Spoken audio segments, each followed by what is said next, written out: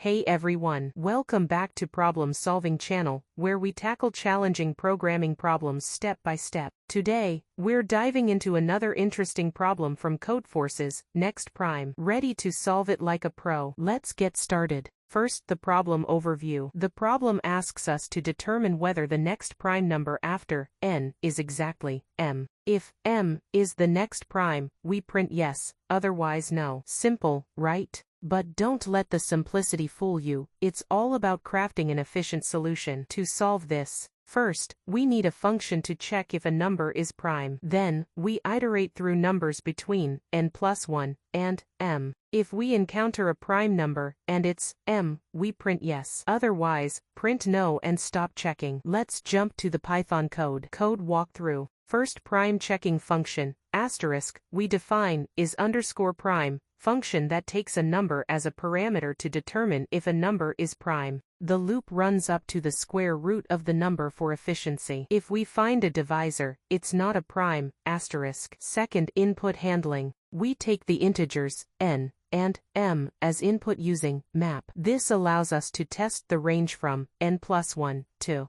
m. Third, finding the next prime. We loop through numbers between n+1 and m. If we find a prime number, if it's equal to m, print yes and stop. Otherwise, print no because m is not the immediate next prime, asterisk. Finally, final check. If no prime is found in the range, we print no. For example, let's say the input is 3, 5. We start checking from 4. 4 isn't prime, but 5 is, and it matches m. So the output is yes. Easy, right? Try running it yourself with more examples. That's it for today's problem. We solved next prime step by step and learned how to check for primes within a range efficiently. If you want to try this code, you'll find it in the Colab notebook linked in the description below. Don't forget to like, subscribe, and hit the bell icon so you never miss an update from Problem Solving G3S. See you next time.